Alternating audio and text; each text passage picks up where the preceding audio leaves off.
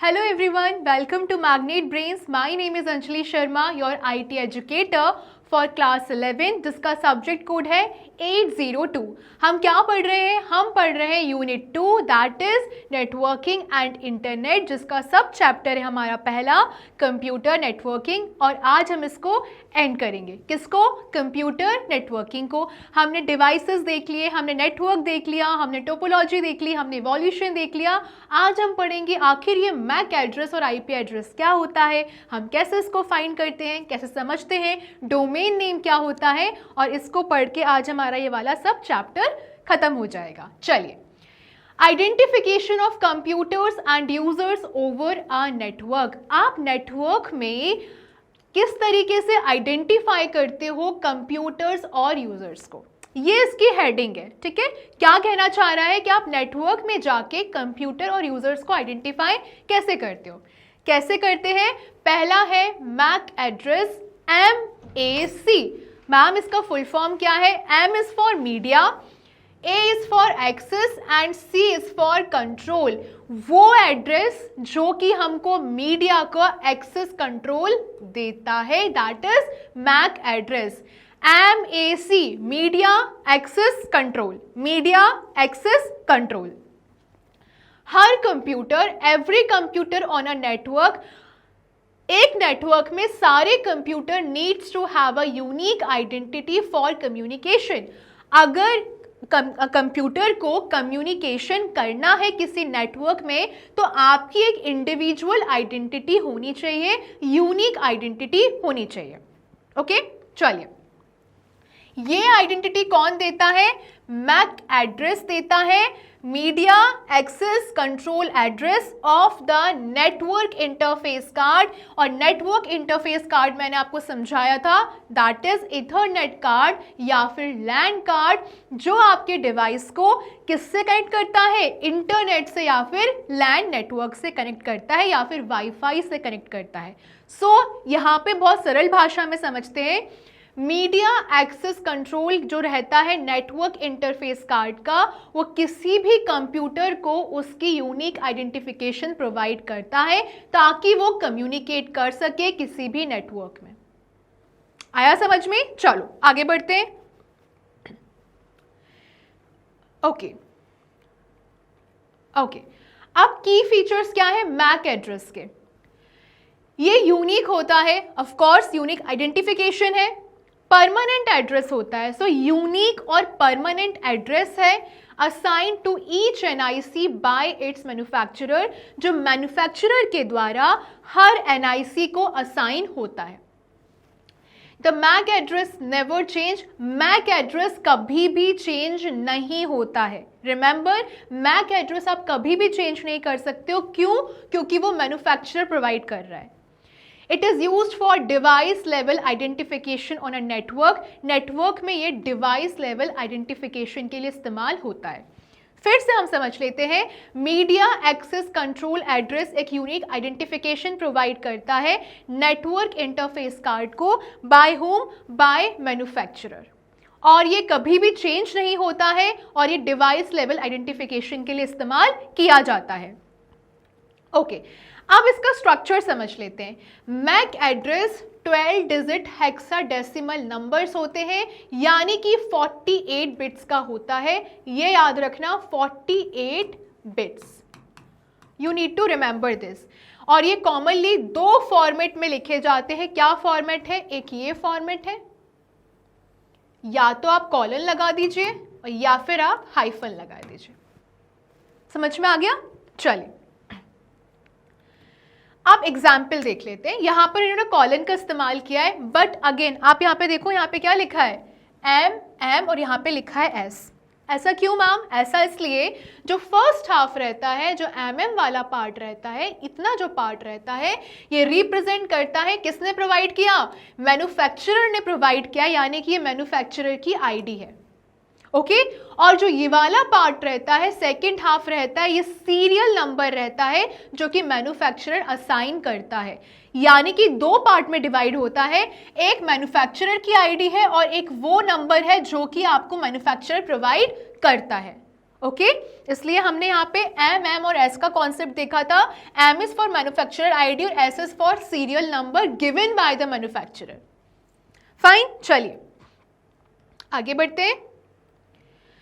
अब एग्जाम्पल को यहाँ पे एक्सप्लेन किया इन्होंने। सी मैक एड्रेस है, हमने ये अपना मैक एड्रेस फाइनल किया। यहाँ पे थोड़ा बड़ा पार्ट में लिख लेती हूँ ताकि अगर आपको बाय चांस दिखने में इशू हो रहा हो तो ओके। AOC9 ये हमारे मैन्युफैक्चरर की आईडी हो गई और ये हो गया हमारा सीरियल नंबर। फाइन, चलिए अब जो पहला पार्ट है यानी कि जो ये वाला पार्ट है, इट इंडिकेट्स द मैन्युफैक्चरर। मान लीजिए इंटेल कॉर्पोरेशन मैन्युफैक्चरर है तो ये मैन्युफैक्चरर को बता रहा है कि मैन्युफैक्चरर की आईडी है, इतना पार्ट। फाइन, जिसको हमने किससे लिखा था, एम से। सेकेंड पार्ट है जो ये वाला पार्ट है, ये क्या बता रहा है, ये सीरियल नंबर है जिसको assign by Intel for that NIC card. यानी कि जो इंटरफेस कार्ड को जो नंबर असाइन हुआ है, सीरियल नंबर असाइन हुआ है मैन्युफैक्चरर के द्वारा, वो ये दर्शा रहा है। इसको हमने एस से देखा था। सो मैक एड्रेस के कितने पार्ट हुए, 2 पार्ट हुए। एक मैन्युफैक्चरर आईडी होगी और एक सीरियल नंबर है जो कि मैन्युफैक्चरर के द्वारा प्रोवाइड किया गया है। फाइन, चलिए आगे बढ़ते हैं। ओके ये हमने समझ लिया। ओके अब मैम मैक एड्रेस तो हमको समझ में आ गया, अब हमसे कोई कितना भी पूछ ले हम बता सकते हैं। अब हम चलते हैं आईपी एड्रेस पे। मैक एड्रेस में हमने क्या देखा था कि आप मैक एड्रेस को चेंज नहीं कर सकते हो। मैम क्यों नहीं कर सकते थे, क्योंकि मैन्युफैक्चरर ने वो आईडी प्रोवाइड करी है एनआईसी को। ओके चलिए अब आते हैं आईपी एड्रेस। आईपी एड्रेस का क्या मतलब हुआ, इंटरनेट प्रोटोकॉल एड्रेस। हर कंप्यूटर नेटवर्क में हर कंप्यूटर के पास एक यूनिक आइडेंटिफाइंग नंबर होता है, उसको हम आईपी एड्रेस बोलते हैं। And IP address is made up of 4 bytes, इसमें होती है 32 बिट्स। ठीक है, it consist of 32 bits with each part being a number from 0 to 255, यानी कि जो हर पार्ट है उसका नंबर इनके बीच का रहेगा। Example of N IP address, ये हमारा आईपी एड्रेस है 59.177.134.72, किसके बीच में रहेगा, 0 to 255। ओके चलिए अब इसके की पॉइंट्स क्या है। IP addresses are usually written in dotted decimal format. समझना, मैक एड्रेस से कंपेयर करोगे तो वहां पे हमने कॉलन का इस्तेमाल किया था या फिर हमने हाइफन का इस्तेमाल किया था। आईपी एड्रेस को आप डॉटेड डेसिमल फॉर्मेट में लिखोगे, जैसे कि ये लिखे हुए हैं। IP address is used to identify devices on a network and to route data packets across network. IP address क्यों हम इस्तेमाल करते हैं, ताकि हम डिवाइसेस को नेटवर्क पे आइडेंटिफाई कर सकें और जो डेटा पैकेट्स हैं उनको नेटवर्क के अक्रॉस रूट कर सकें, भेज सकें। Fine, the IP address is assigned by a network administrator. और IP कौन असाइन करता है, नेटवर्क एडमिनिस्ट्रेटर असाइन करता है, और एन इंटरनेट सर्विस प्रोवाइडर या फिर इंटरनेट सर्विस प्रोवाइडर असाइन करता है। समझना डिफरेंस, यहाँ पे मैन्युफैक्चरर है वो असाइन कर रहा था अपन को मैक एड्रेस, यहाँ पर हम इंटरनेट प्रोटोकॉल की बात कर रहे हैं तो कौन असाइन कर रहा है, इंटरनेट सर्विस प्रोवाइडर्स। ओके चलो, IP addresses can change. MAC addresses को हम चेंज नहीं कर सकते थे, पर आईपी एड्रेस को हम चेंज कर सकते हैं if the machine connects to a different network और when dynamic IP addressing is used. अगर आप मशीन को बाय चांस डिफरेंट नेटवर्क पे कनेक्ट करते हो तो आईपी एड्रेस आप चेंज कर सकते हो। हमने आईपी कॉन्फिग वाला भी पोर्शन देखा था नेटवर्क और यूटिलिटीज वाले पार्ट में, है ना। चलो अब यहाँ पर मैंने आप लोगों के लिए टेबल बनाया है। सी फीचर है, मैक एड्रेस है और आईपी एड्रेस है। आप चाहें तो इसका स्क्रीनशॉट ले सकते हो। और जैसे कि मैम हमेशा बार बार बोलती हैं कि आपको कीवर्ड्स पकड़ना है और जब भी आंसर लिखना है टेबुलर फॉर्म में लिखना है या फिर बुलेट पॉइंट्स में लिखना है, ताकि आप कीवर्ड्स को अच्छे से हाईलाइट कर सको और इंपॉर्टेंट डेटा प्रोवाइड कर सको और चेकर को खुश कर सको, है ना। चलिए अब इसको हम समराइज कर लेते हैं। मैक एड्रेस असाइन कौन करता है, एनआईसी का manufacturer. IP address network administrator या फिर internet service provider. Permanence, it is permanent and unique to the device, ये कभी भी चेंज नहीं होता है, ये आप चेंज कर सकते हो, नेटवर्क के ऊपर डिपेंड करता है। ये क्यों यूज होता है? हार्डवेयर लेवल पे डिवाइस आइडेंटिफिकेशन के लिए और यहाँ पर नेटवर्क लेवल पे डिवाइस आइडेंटिफिकेशन के लिए। इसका एग्जाम्पल ये देख लिया हमने, ठीक है। यहाँ पे आप हाइफन का भी इस्तेमाल कर सकते हो और यहाँ पे डॉटेड डेसिमल्स हैं। Can it track location? नहीं, ये लोकेशन ट्रैक नहीं कर सकता, पर ये कर सकता है for tentative geographical location. Used for blocking devices, more effective blocks based on hardware, ये लेस इफेक्टिव होता है, ये चेंज हो सकता है जब आईपी चेंज हो जाता है। यहां पर ये बहुत आसानी से आपको एक्सप्लेन कर दिया गया है। चलिए, अब मैक एड्रेस हो गया, यस मैम हो गया, आईपी एड्रेस हो गया, यस मैम हो गया। अब हम समझेंगे डोमेन नेम क्या होता है। See, remembering IP addresses of all websites is not practical. See, अगर मैं आपसे ये कहती हूँ कि सारे वेबसाइट्स के आईपी एड्रेस मुझे रट के बता दो, एक दिन मैं आपको दे रही हूँ, क्या आप रट पाओगे? नहीं रट पाओगे, प्रैक्टिकली पॉसिबल ही नहीं है। तो domain names are user friendly names, ये यूजर फ्रेंडली नेम्स होते हैं which is given to the websites instead of using their IP address. So domain name ने आईपी एड्रेस को रिप्लेस किया एक तरीके से, जो कि वेबसाइट को प्रोवाइड करते हैं ताकि वो यूजर फ्रेंडली, मुझे याद करने में आसानी क्या होगी? क्या मैं आईपी एड्रेस याद रख पाऊंगी या डोमेन नेम याद रख पाऊंगी? डोमेन नेम याद रखना ज़्यादा आसान है। यहाँ पर आप लोगों के लिए एक सवाल है कि डोमेन नेम कौन प्रोवाइड करता है? कमेंट्स में ज़रूर बताइएगा, डोमेन नेम कौन प्रोवाइड करता है? हमने प्रीवियस क्लास में देखा था। चलो आगे बढ़ते हैं। एग्जाम्पल क्या है डोमेन नेम्स के? cbse.nic.in, ये मुझे जल्दी याद होगा, ऑब्वियस सी बात है, मैं नंबर्स तो बैठ के नहीं याद करूंगी। Then indianrailways.gov.in and sikkimipr.org। Okay, चलिए आगे बढ़ते हैं। अब डोमेन नेम का हम स्ट्रक्चर समझ लेते हैं। सबसे पहले है टॉप लेवल डोमेन, जिसको हम TLD भी कहते हैं, द लास्ट पार्ट। ओके, ये लास्ट पार्ट है। चलो इसको हम एग्जाम्पल के रूप में समझते हैं। हमारा है CBSE का सिलेबस, okay, then we have NIC and then we have .in। ये है मेरा डोमेन नेम। कमेंट्स में ज़रूर बताना कि डोमेन नेम कौन सा कॉर्पोरेशन है जो प्रोवाइड कराता है। फाइन, चलिए। टॉप लेवल डोमेन होता है लास्ट पार्ट, यानी कि .in या .com। google.com में .com क्या है? टॉप लेवल डोमेन है। ऐसे ही .in क्या है? .in है हमारा टॉप लेवल डोमेन। हम कलर चेंज कर लेते हैं, ये वाला कलर इस्तेमाल कर लेते हैं। Okay, .in। सब डोमेन की बात करें, सब डोमेन होता है द पार्ट बिफोर TLD, यानी कि अगर ये टॉप लेवल डोमेन है तो ये हमारा सब डोमेन हो जाएगा, फॉर एग्जाम्पल NIC। ओके, और होस्ट नेम क्या होता है? वो वेबसाइट का पार्ट होता है, CBSE की वेबसाइट है, यानी कि CBSE। तो कोई अगर आपसे पूछता है कि डोमेन नेम का स्ट्रक्चर क्या होता है, सबसे पहले आता है host name, then subdomain and then top level domain. Okay, चलिए आगे बढ़े। अब टाइप ऑफ डोमेन नेम्स हम देख लेते हैं। जेनेरिक डोमेन नेम से इसको बस पढ़ना, अच्छे से याद रख लेना। .com किसके लिए होता है? कमर्शियल बिजनेस के लिए हम प्रोवाइड करता है।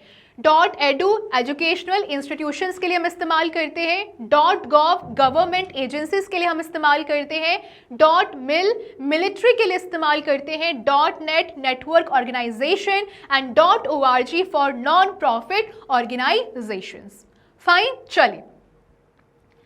अब कंट्री स्पेसिफिक डोमेन नेम होता है .in for India, .au for Australia, .ca for Canada, .cn for China, .nz for New Zealand, .pk for Pakistan, .jp for Japan और .us for United States of America. Okay, चलो आगे बढ़ते हैं। How domain name resolution work, domain name का resolution कैसे काम करता है? The process of converting a domain name, वो प्रोसेस जो डोमेन नेम को कन्वर्ट करती है into its corresponding IP address, is called domain name resolution. Domain name resolution क्या हुआ? डेफिनेशन के हिसाब से एक ऐसी प्रोसेस जो डोमेन नेम को उसके करस्पॉन्डिंग आईपी एड्रेस में कन्वर्ट करती है, that is domain name resolution. आया समझ में? चलो अब यहां से आगे बढ़ते हैं। अब डोमेन नेम रिजोल्यूशन देखते हैं हम कैसे करते हैं। सबसे पहले आपने ब्राउजर में यूआरएल डाला, मान लो ये डाला, ओके। हम यहाँ पे बड़ा बड़ा भी लिख लेते हैं, हम कलर चेंज कर सकते हैं, है ना, ओके फाइन। हमने लिखा www.cbsc, okay, .nic.in। The browser सबसे पहले चेक करेगा क्या आईपी एड्रेस इस डोमेन का स्टोर है हमारे लोकल सिस्टम में कि नहीं है। लोकल सिस्टम मतलब कैश मेमोरी में, ओके। कैश मेमोरी में हम पढ़ चुके हैं, ठीक है। सीपीयू के सबसे करीब रहती है, सबसे तेज चलती है, एक्सपेंसिव रहती है। अगर मिलता है डोमेन तो it uses that IP address to contact the server, फिर वो उस आईपी एड्रेस को यूज करता है सर्वर को कॉन्टैक्ट करने में। अगर नहीं मिलता है तो वो डोमेन नेम सर्वर के पास जाता है कि तुम मुझे आईपी एड्रेस दे दो। After receiving the IP address, और जैसे ही उसको आईपी एड्रेस मिलता है, the browser connects to that web server and displays the website, और ब्राउजर उस वेब सर्वर से कनेक्ट हो जाता है और क्या करता है, आपको वेबसाइट डिस्प्ले करता है। वापस समझते हैं, आप डोमेन नेम रिजोल्यूशन कैसे करोगे। आप सबसे पहले यूआरएल डालोगे, फॉर एग्जांपल दिस सीबीएसई का जो वेबसाइट है। ब्राउजर सबसे पहले आईपी एड्रेस को चेक करेगा, डोमेन का किस में चेक करेगा, कैश में जाके, लोकल सिस्टम में जाके। अगर उसको मिल गया तो वो उस आईपी एड्रेस को यूज करेगा टू कॉन्टैक्ट द सर्वर। अगर नहीं मिलेगा तो वो जाएगा डोमेन नेम सर्वर के पास बोलने के लिए कि मुझे आईपी एड्रेस दे दो, और जैसे ही उसको मिलता है वो उससे वापस कनेक्ट करेगा और आपको वेबसाइट डिस्प्ले हो जाएगी। ओके, चलो आगे बढ़ते हैं। अब हम पढ़ते हैं इंटरनेट और उसकी टर्मिनोलॉजी। ये टर्मिनोलॉजी बहुत आसान है, जैसे कि डिजिटल लिटरेसी क्या होता है, डिजिटल इंडिया क्या होता है, ये आपने न्यूज़पेपर में बहुत सुना होगा। और डिजिटल लिटरेसी भी आजकल बहुत कॉमन है, जो कॉम्पिटिटिव एग्जाम्स होते हैं उसमें भी इनको बहुत ज़्यादा पढ़ा जाता है। The internet is a powerful tool that supports learning, relearning, communication and digital literacy. See, internet आज के समय कितना ज़्यादा इवॉल्व हो चुका है कि उसको एजुकेशन हुआ, रिसर्च हुआ, साइंटिस्ट हो गए या फिर रिसर्चर्स हो गए, एजुकेटर्स हो गए, आज के समय सब इंटरनेट का इस्तेमाल कर रहे हैं। तो इसका आप डिजिटल लिटरेसी में कैसे इस्तेमाल कर सकते हो, अब वो समझेंगे। डिजिटल लिटरेसी की डेफिनेशन क्या है, ये to have knowledge and awareness about using digital technologies. ठीक, डिजिटल, देखो हमको ये समझ में आ गया मैम, हमको कंप्यूटर पता है क्या होता है, इंटरनेट पता है क्या होता है, लेकिन ये आपको पता है। पर समझो ये बात, अगर आपको पूरा सिस्टम चलाना है, पूरा देश आगे बढ़ाना है, तो डिजिटल लिटरेसी का आज के समय बहुत बड़ा रोल है। फॉर एग्जाम्पल, कोविड के टाइम पे कितने सारे ऐप्स आए थे, आरोग्यम सेतु आया था, है ना। अब इसमें क्या हो रहा है, इसमें ये हो रहा था कि मान लो किसी को इस्तेमाल करने नहीं आ रहा है, कोई गांव में है उनको इस्तेमाल करने नहीं आ रहा, तो उनको कितनी दिक्कत हुई होगी, है ना, क्योंकि उस टाइम पे हर चीज़, आपका हर काम डिजिटली हो रहा था। इसलिए डिजिटल लिटरेसी बहुत ज़्यादा इंपॉर्टेंट है। अगर आपके आसपास भी, अगर आपके पेरेंट्स, आपके ग्रैंड पेरेंट्स, आपके जो हाउस होल्ड जो आपका काम करने आते हैं, अगर उनको नहीं आता है तो ये आपकी जिम्मेदारी बनती है कि आप उनको सिखाएंगे, तो आप इसमें बहुत बड़ा भागीदार अपना रोल प्ले करेंगे, राइट। सो डिजिटल लिटरेसी क्या है कि आपको डिजिटल टेक्नोलॉजी का नॉलेज होना चाहिए, उसको अवेयरनेस, उसकी अवेयरनेस होनी चाहिए, और आपको दूसरों को भी अवेयर करना चाहिए। Devices like desktop computers, smartphones, tablets and other electronic gadgets, कैसे कैसे डिवाइसेस, यानी कि आपको कंप्यूटर चलाना आना चाहिए, स्मार्टफोन चलाना आना चाहिए, स्मार्टफोन तो आजकल इतना कॉमन है, सबको चलाना आना चाहिए, tablet and other electronic gadgets. वहीं पर अगर सॉफ्टवेयर टूल्स की बात करें इंटरनेट के, तो हमें सारे सॉफ्टवेयर टूल्स या फिर हम नॉर्मली कह सकते हैं कुछ ऐप्स चलाना आना चाहिए, है ना, ऐप्स आनी चाहिए। अगर आप ऐप्स चला पाओगे तो मान लो कभी कुछ बहुत अर्जेंसी होती है, आपको कोई मेडिसिन मंगानी है ऑनलाइन, आपको सामान मंगाना है ऑनलाइन, तो आप जिन लोगों को चलाना नहीं आता आप उनको सिखाइए, ताकि अर्जेंसी अगर वो अकेले हैं तो वो अपने लिए भी काम कर सकते हैं, क्योंकि एक फ़ोन में आज के समय सब कुछ उपलब्ध हो जाता है, राइट, किसी पर डिपेंड नहीं होना है। अब इसके बेनिफिट्स क्या हैं? ये लोगों को हेल्प करता है to acquire, analyze, share, create and deliver information effectively और एफिशिएंटली। प्ले करता है की रोल कहाँ पर? एजुकेशन में। Enable access to massive open online courses, सबसे बड़ा है एजुकेशन के लिए आज के समय, ठीक है। आप और मैं कनेक्ट कैसे हो रहे हैं? ऐसे ही हो रहे हैं। For learning beyond geographical boundaries, आप कहीं पर भी हो, मैं कहीं पर भी हूँ, पर अगर मैं आप तक नॉलेज ट्रांसफर कर पा रही हूँ जस्ट बिकॉज ऑफ डिजिटल जो भी एजुकेशन है उसकी वजह से। Fine. Social networking, social networking में क्या हो गया? फेसबुक हो गया, हम मीडिया शेयर कर सकते हैं वहाँ पे, इंस्टाग्राम हो गया, व्हाट्सएप हो गया, ट्विटर हो गया जो कि आज के समय एक्स है, okay. E commerce, Amazon, Myntra, ये सारे इसके एग्जाम्पल्स हो गए। हेल्थ केयर, आपको अगर कुछ भी मेडिसिन मंगानी है, किसी डॉक्टर को कंसल्ट करना है, आज के समय ऑनलाइन सारी सुविधाएं उपलब्ध हैं।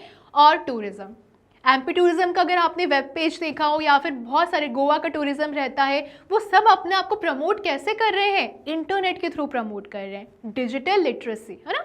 चलिए आगे बढ़ते हैं।